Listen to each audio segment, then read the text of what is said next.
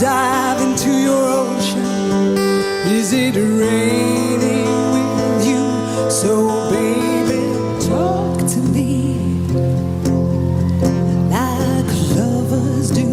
1971 saw the release of the Andromeda Strain. The American science fiction made twice of its $6.5 million budget alone in the US back, and quite rightly received constantly positive reviews. It is based on Michael Crichton's same-named novel from 1969. More about the author in The Speed, The Last Action Hero, Westworld, Jurassic Park, Coma, Runaway and The Terminal Man retrospectives. Ooh, yeah.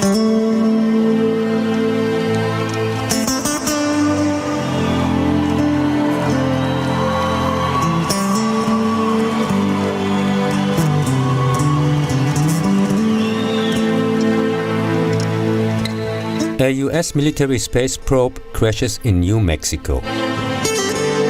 With the exception of an alcoholic and an infant, all the inhabitants of a nearby town die, some of them in bizarre suicides. Also a rescue team whose blood completely has crystallized within seconds into a powder. Here comes the rain again, raining in my head like a tragedy, tearing me apart like a new emotion.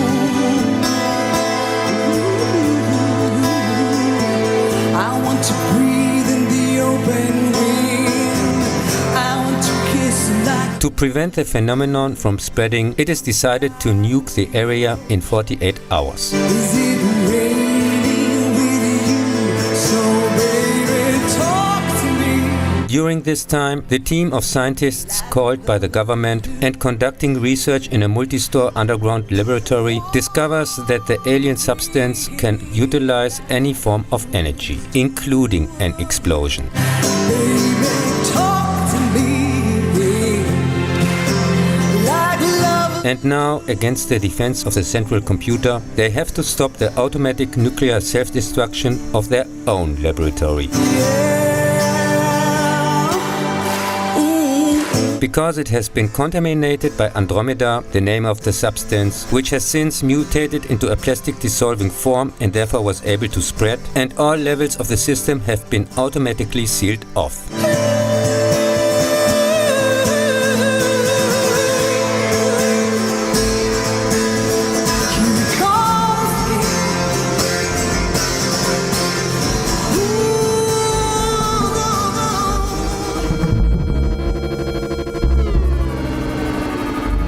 The extremely unusual, excellent soundtrack is by Jill Millet, who also created the title theme for the Kolchak TV series.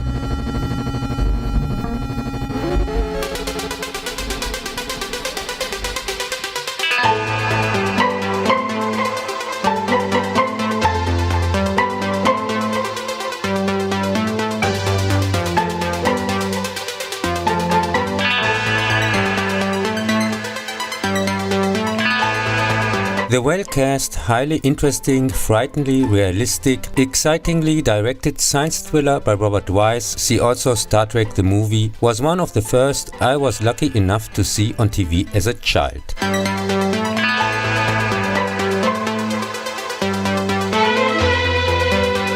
The absolute, unrivaled bacterial outbreak classic used extremely creative split screen, unusual for the time, and has an impressive set design.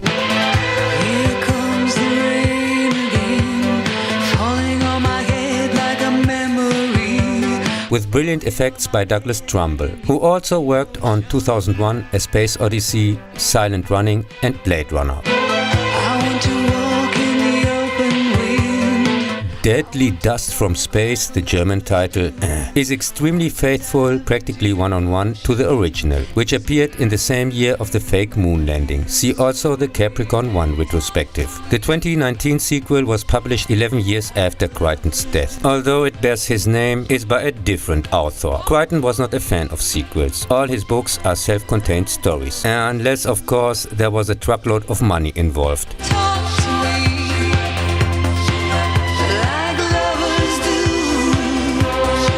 In which case, even dead characters were brought out of eternal retirement.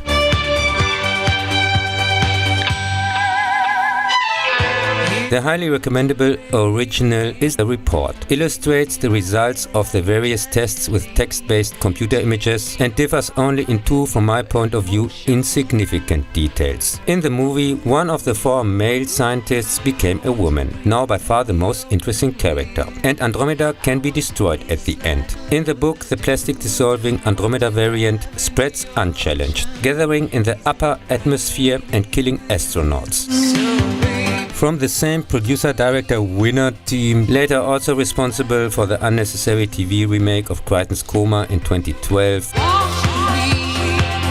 But more on this mutation in the same-named retrospective. In 2008, the year of Crichton's death, I assume he saw the garbage and got a stroke right away, appeared with a 3-hour Felt 6 US TV movie, another unnecessary remake, aka name theft by talentless hacks.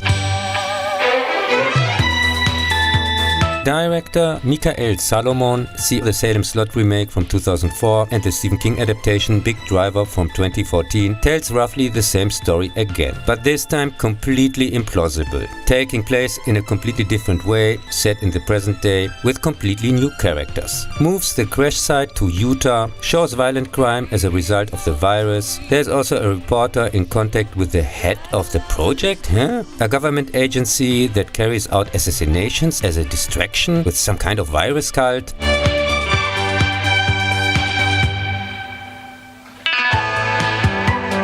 Some eco-fascists are also running around. The bomb from the aborted nuclear attack detonates in this version, which of course makes the final completely pointless. There are wormholes and, no joke, they don't even shy away from time travel.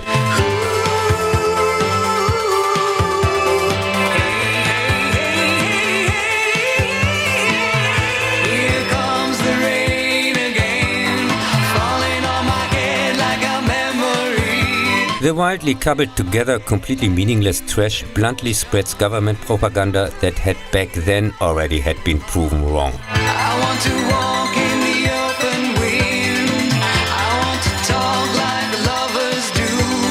Want to die. Contains the usual additional one-dimensional characters. Here it's 5 scientists.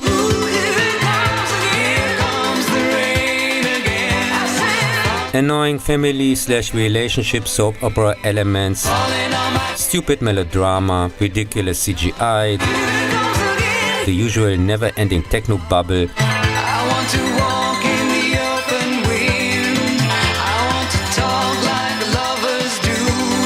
Want to dive into your ocean. Is it the usual hypocritical eco message?